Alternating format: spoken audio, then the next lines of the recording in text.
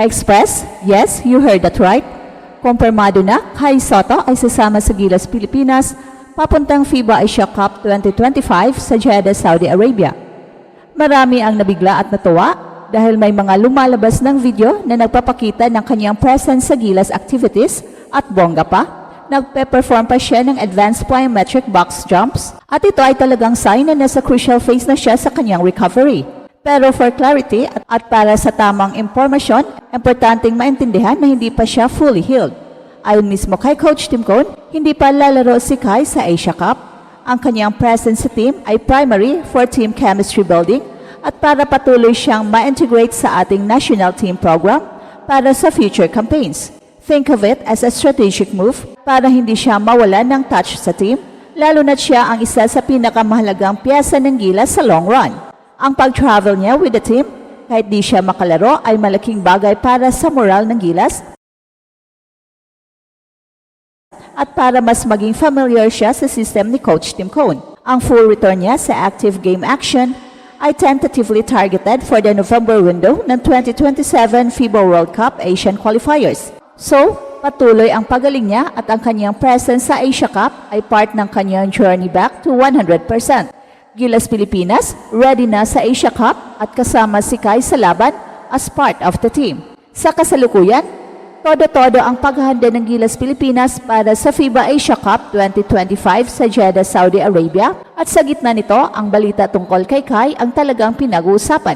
Matapos ng kanyang ACL injury nitong January sa Japan B-League, halos 6 na buwan na ang lumipas at base sa mga nakikita nating update, consistent ang kanyang progress. Hindi lang sa mga viral social media posts nating nakikita ang kanyang impressive box jumps, kundi pati na rin sa loob mismo ng Gilas Camp, present si Kai sa mga team activities.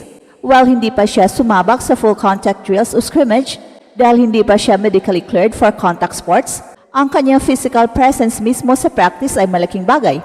It means he's actively observing sa galaw ng team, immersing himself sa defensive at offensive schemes ni Coach Tim, at patuloy na pagsusoak in ng atmosphere ng team.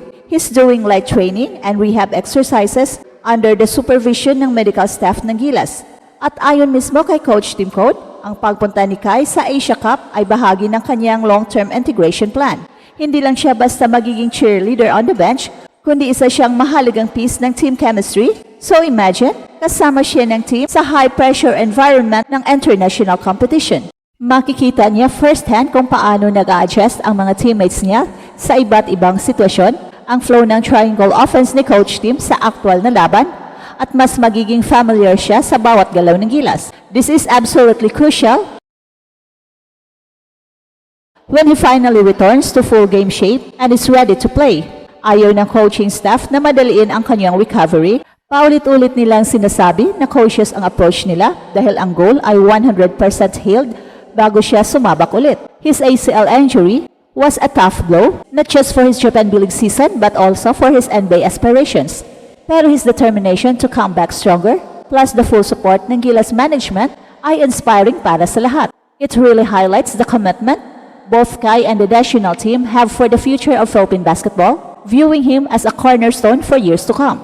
At ngayon, let's talk about the direct implications ng non-playing status ni Kai sa Gilas Pilipinas para sa nalalapit na Asia Cup. Of course, malaking kawalan ang kanyang towering presence sa paint, both offensively and defensively. Ang kanyang height at rim protection ay unique asset na mahirap punan. Pero handa ang coaching staff ni Coach Tim na mag-adjust, and this means the other big men on the roster will have to step up even more. At dito papasok ang crucial role ni na AJ Edo at Junmar Fajardo. Si AJ, nakagagaling din ng injury at ngayon ay full go na, ay inaasang magiging primary anchor sa defense gamit ang kanyang shot blocking at rebounding prowess. Sa kanyang side naman, si Junmar Fajardo, kahit galing din sa matitinding PBA Final Series, ay magiging key sa low post scoring at rebounding. Ang kanyang experience at physicality ay indispensable laban sa mga bigating Asian teams. Bukod sa kanila, andon din si Japit Aguilar na magbibigay ng athleticism at veteran leadership sa front court. Ang pagkawala ni Kai ay magbibigay din ng opportunity sa mga players na tulad ni na Kevin Kimbao kung available siya at makakasama sa team, Carl Tamayo at iba pang promising bigs na mas mag-contribute at mag-showcase ng kanilang kakayahan sa international stage.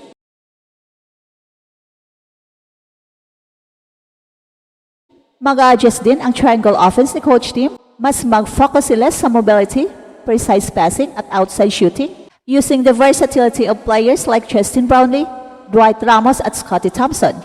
We can expect more pick and rolls, quicker ball movement at aggressive slashing to the basket to compensate for the absence ng isang dominanting post presence. Haharapin ng Gilas ang matinding kalaban sa Group D, Chinese Taipei, Iraq at New Zealand. Lahat sila ay may distinct styles of play. Ang Chinese Taipei ay kilala sa kanilang outside shooting at speed, habang ang Iraq ay physical at ang New Zealand Tall Blacks ay known for their disciplined, systematic play at height. Ang tactical adjustment ni Coach Tim kabilang ang pag-maximize ng strength ng available big men at perimeter defenders ay magiging susi sa pag-navigate ng group stage. Ang overall goal ng Gilas sa Asia Cup ay hindi lang ang manalo, kundi ang patuloy na i-refine ang sistema, i-develop ang chemistry ng team at ipakita ang kakayahan ng Philippine basketball. At kahit wala pa si Kai sa kanyang 100%, ito ay bahagi ng mas malaking plano para sa FIBA World Cup 2027 qualifiers. And beyond the core big man, ang Gilas Pilipinas pool ay mas lumalawak pa para sa Asia Cup, nagdaragdag ng critical depth at firepower.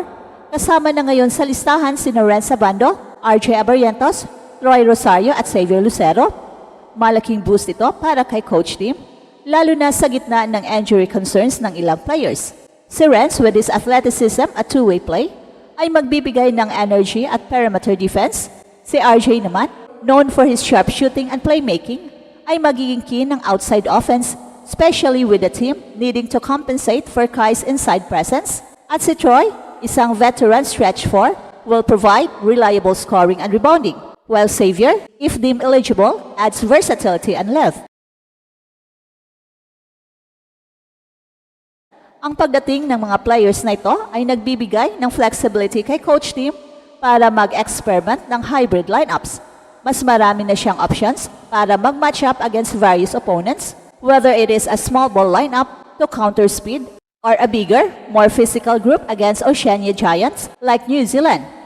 Ang Gilas ay nagtatarget ng isang redemption arc sa Asia Cup matapos ang disappointing 9th place finish noong 2022. And this time, they are determined to prove their mettle and regain their status as one of the Asia's elite. Sa kabuuan, kahit wala pa si Kai sa kanyang full playing capacity, ang Gilas ay puspusan ang paghahanda, full of talent, and determined na ipakita ang kanilang pinakamahusay na performance sa Asia Cup bilang stepping stone sa mas malaking international tournaments. At ito ang Express Info kung saan bawat kwento, ginulat ang mundo. Don't forget to like and subscribe.